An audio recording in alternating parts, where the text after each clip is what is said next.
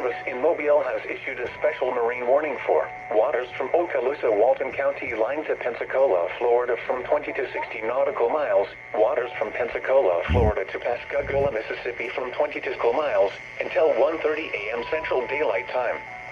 At 12:52 a.m. Central Daylight Time, strong thunderstorms capable of producing waterspouts were located along a line extending from 20 nautical miles southeast of Farewell Buoy to 49 nautical miles east of Pilottown, moving east at 20 knots.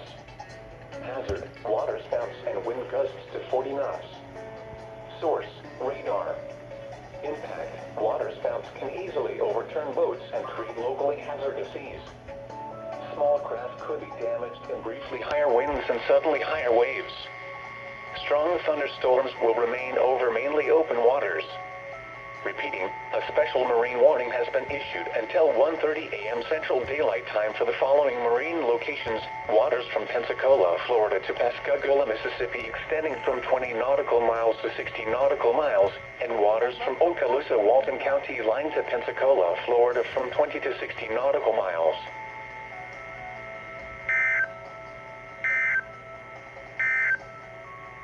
A tornado warning remains in effect until